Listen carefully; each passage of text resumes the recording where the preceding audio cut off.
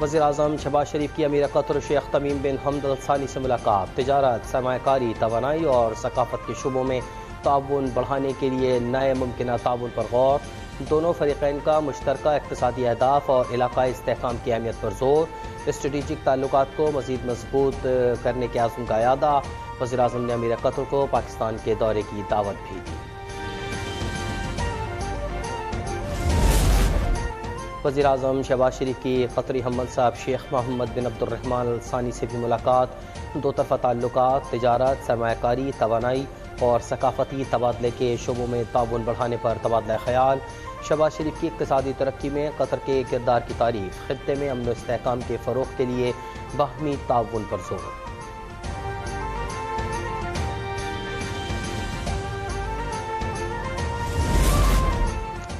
امریکی اراکین کانگریس کا بانی پی ٹی آئی کے لیے خط، ملکی معاملات میں مداخلت قرار۔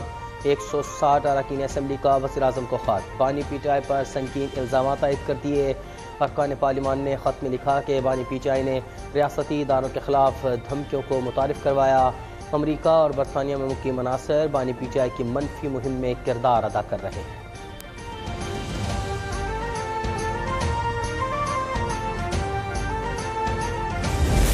If Donald Trump wins, the political landscape can be changed in favor of Imran Khan. As we've said many times, legal proceedings against the former Prime Minister are matters for the Pakistani courts to decide.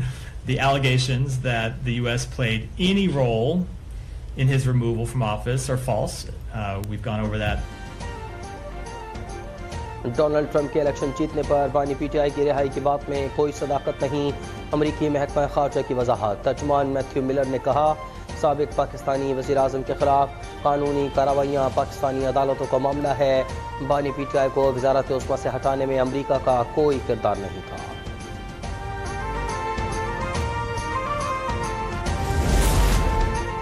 Pakistan کسی دوسرے ملک کے اندرونی معاملات میں مداخلت کرتا ہے، نہ ہی اپنے معاملات میں مداخلت پسند کرتا ہے۔ ترجمان دفتر خارجہ کا امریکہ کو واضح پیغام۔ لندن میں پاکستانی ہائی کمیشن کی گاڑی کو نشانہ بنانے والوں کے خلاف قانونی کارروائی کرنے کا اعلان۔ ممتاز زہرا بلوچ نے غزہ میں جلد از جلد جنگ بندی کا مطالبہ بھی دہرا دیا۔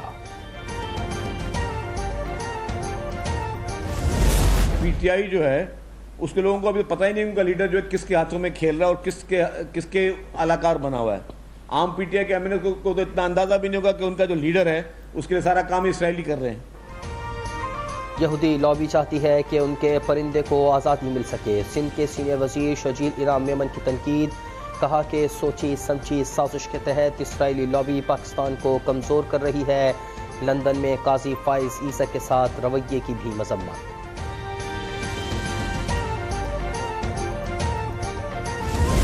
میرے مخالف کی ہیڈ لائن کیا ہے؟ حملہ کر دو، مار دو، اس کو نہیں مانتے، اس کو نہیں مانتے، چیف جسٹس ہے اس کو نہیں مانتے، ترمیم ہم واپس کرائیں گے۔ اور جب میں چیف جسٹس کی جو اوتھ ٹیکنگ سیریمنی تھی میں اس میں داخل ہوئی، وہی لوگ سامنے بیٹھے ہوئے تھے ان کی حلف کی تقریب کے اندر۔ پنجاب میں فتنہ فساد کرنے کی سازش کی گئی، وزیر اعلیٰ پنجاب کے مخالفین پر تنقیدی وار۔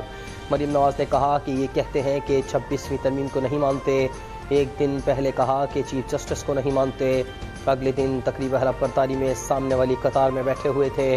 کارکردگی میں نون لیگ کا پلڑا پہلے بھی بھاری تھا اور آئندہ بھی بھاری رہے گا۔ وزیر اعلیٰ پنجاب نے اسموگ کو بڑا خطرہ قرار دے دیا، کہا اسموگ کے خاتمے کے لیے ہر ممکن اقدامات کیے جا رہے ہیں۔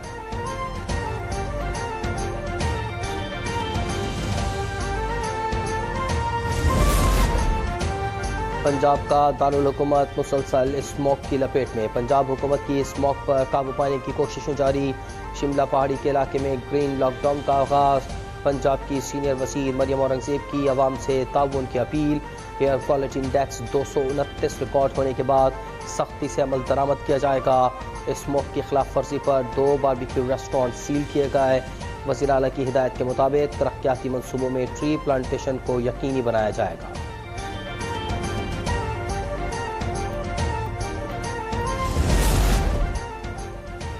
وزیر اعلیٰ سندھ مراد علی شاہ سے کینیڈا کی ہائی کمشنر کی ملاقات۔ ماحولیاتی تبدیلیوں، سیلاب متاثرین کی بحالی اور کوئلے سے بجلی کی پیداوار سمیت دیگر معاملات پر تبادلہ خیال۔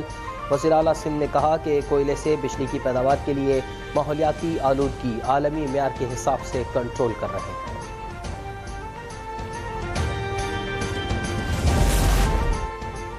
ایف بی آر نے advance stock register system launch کر دیا۔ اقدام سے محصولات میں اضافہ اور ایڈمنسٹریشن میں بہتری آئے گی۔ ترجمان ایف بی آر کے مطابق رجسٹرڈ افراد کے ڈیٹا تک مکمل رسائی ہوگی، ٹیکس چوری کم ہوگی، انکم اور سیلز ٹیکس قوانین پر عمل یقینی بنایا جا سکے گا۔ 190 ملین پاؤنڈ کیس میں عدالت نے بشرا بی بی کی ضمانت منسوخی کا اندیا دے دیا۔ ملزمہ کے وکلا کی عدم حاضری پر اظہار ناراضگی، ریمارکس دیے یہی طریقہ کار رہا تو وارنٹ دوبارہ جاری ہو سکتے ہیں، سماعت کل تک کے لیے ملتوی۔ کراچی کارساز ٹریفک حادثہ کیس کی مرکزی ملزمہ نتاشا بری ہو گئی۔ ایڈیشنل ڈسٹرکٹ اینڈ سیشن جج شرقی نے متوفی کے اہل خانہ کی جانب سے صلح نامے کے بعد نتاشا کو بری کر دیا۔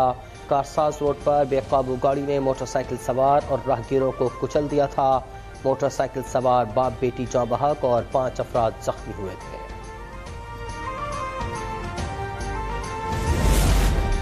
اسلام آباد میں ڈاکوؤں کے خلاف عوام ایکشن لینے لگے۔ خاتون نے سیکٹر 20-17 میں ڈکیتی کی کوشش ناکام بنا دی۔ خاتون نے کار چوری کرنے والے شخص کو دبوچ لیا۔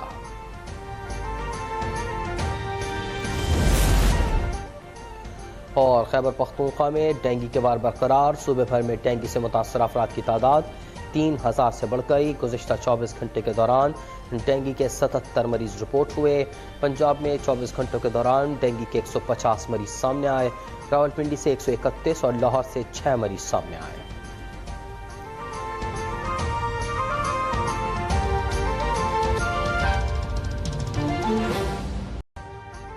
ابھی سبسکرائب کریں تاکہ کوئی خبر رہ نہ جائے۔